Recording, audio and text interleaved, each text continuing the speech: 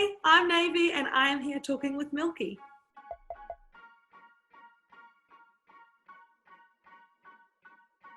My first mistake, I let you think that we could fill. I think that the breakup EP is very naive in that it kind of doesn't think things will ever get better, and that really reflects how I felt in that breakup. It was the first time I've ever been through a breakup, and I really didn't think I was ever going to be okay again. Like, I think deep down I knew, but really, like, the way that my heart felt was that it was going to be broken forever.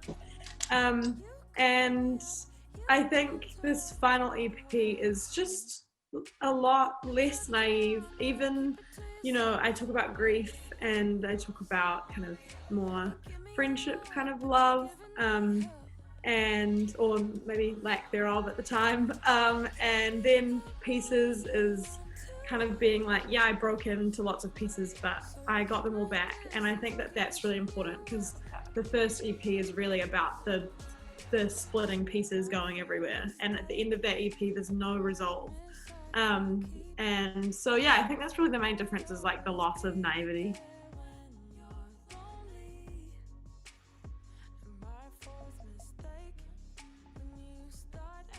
I love albums. I really love albums, and one day I hope to do an album, but I'm not the type of person that could flippantly just like release 12 songs and call it an album. I need it to be for a reason. And when I released The Breakup, I didn't have a reason to have a full length album of songs about that breakup. I had written hundreds, but I didn't need the world to hear them all.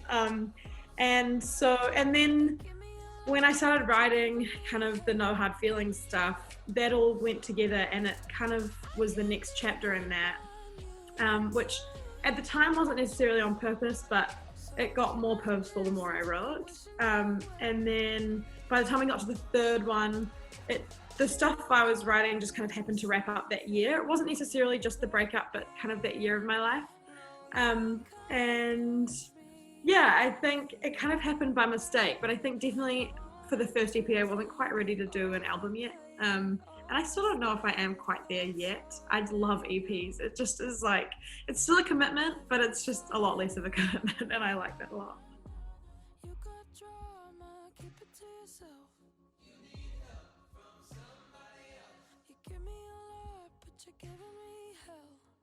I went through grief kind of towards the end of 2019 for the first time ever. Like, I had never lost anybody. I had never, that was like very, very close to me like that. And I think for me, when I first went through it, I didn't want to listen to sad songs about like a boy breaking a girl's heart or vice versa, or a boy breaking a boy's heart or anything like that. And I didn't want to listen to happy songs about like anything happy, because I just wasn't feeling either of those things. And everything just felt really trivial. And so for me, like, releasing I Learned to Lose a Friend So Young is mainly about giving people something to listen to when they're going through something like that, or something. I think also at the time I was like, I'm so young to figure out what this feels like. And I felt like I was really alone in that, but really it happens to lots of people, unfortunately. And I think it's nice to just remember that in like any emotion, you are not the first person that's ever felt that way. And I think that that's really humanizing. And so I think for that one, I kind of hoped that that would happen. And then for the rest of them, yeah, I think mainly it's just the goal that people feel like they're not alone in any of their feelings. I think would be a cool thing for people to take away.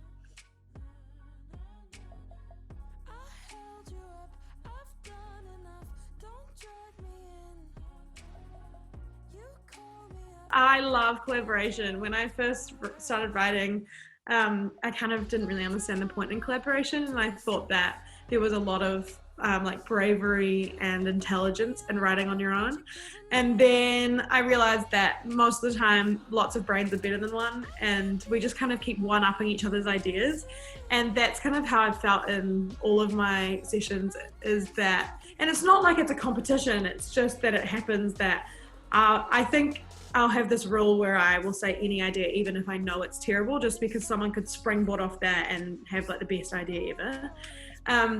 So I love collaboration. I just want it to be like a really open room. So I try and go in and give as much information as possible so that no one feels like embarrassed or unsafe. I just want to be like, I'm going to say some dumb things. You can say some dumb things and we can get through this together. But yeah, it's the best. I love it.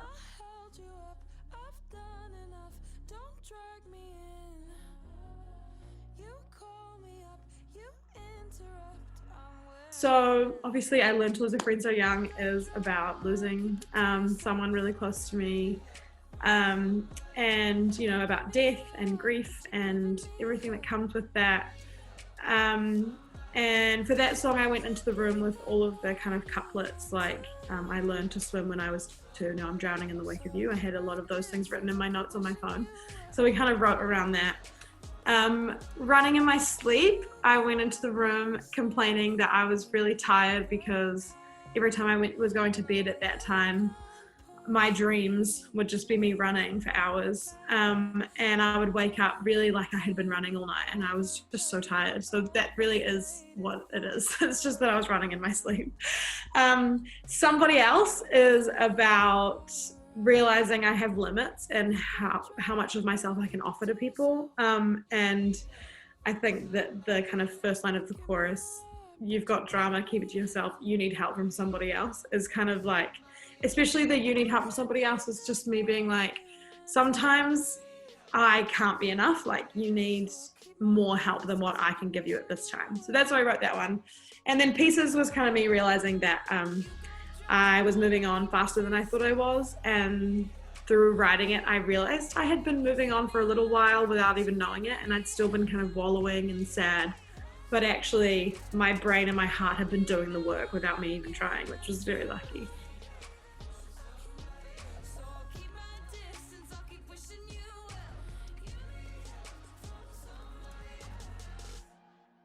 It kind of depends if I'm writing on my own or with other people. Like on my first EP, Haunting Me and If You Can't Be My Lover, I wrote and produced on my own. I wrote and recorded on my own. And I like that process because I can take as much time as I like.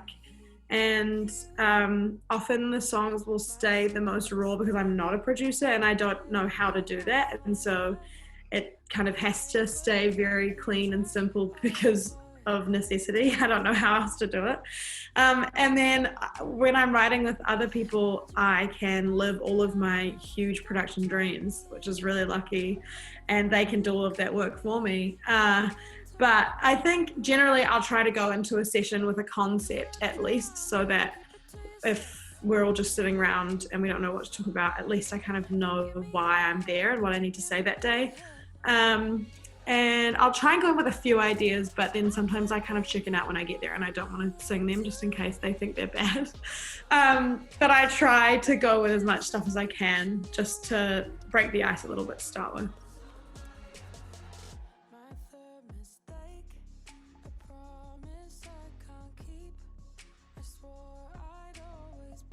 I'd like to think I left all my opera behind me, but I definitely didn't, and I definitely use it in my pop life. It's just not intentional, but I know that it happens. I think the transition was easy because when I chose to do pop, I really went all in, and I kind of cut ties with all of my like opera training and stuff at that moment. Like I stopped training, I stopped being in the choirs. And I think that really helped because I was like, okay, I'm a pop person for a little while and this is the life I've chosen for now. So I guess that was kind of like a breakup really from something I had done for 10 years and I had known so well. But I found the transition pretty seamless. I think just because I throw myself into things, and so as soon as I decided pop was for me, I was like, this is it, this is my life now. So yeah, it was pretty fun.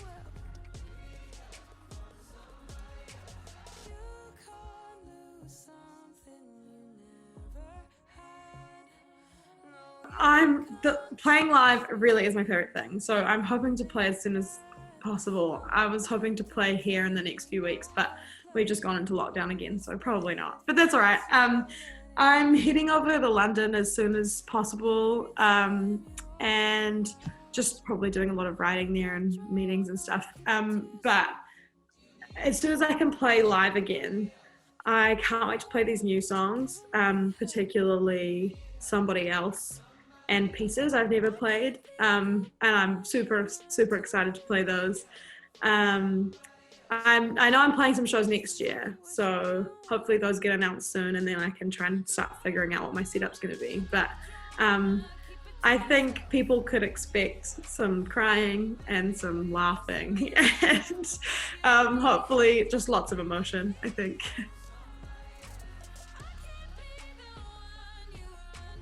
Taylor Swift. Oh, I love it.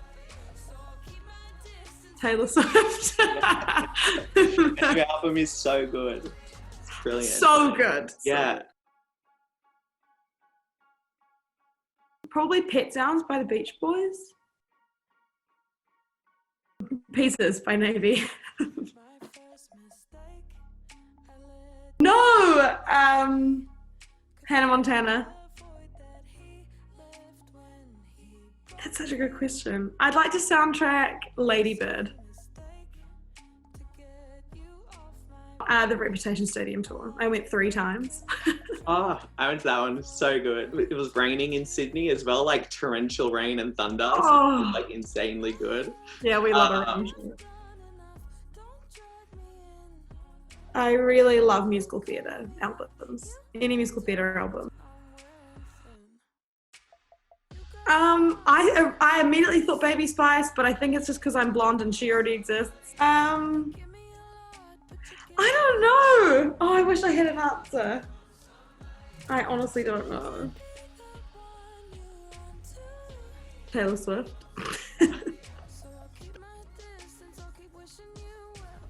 Probably the first time I played one of my originals and people clapped at the end.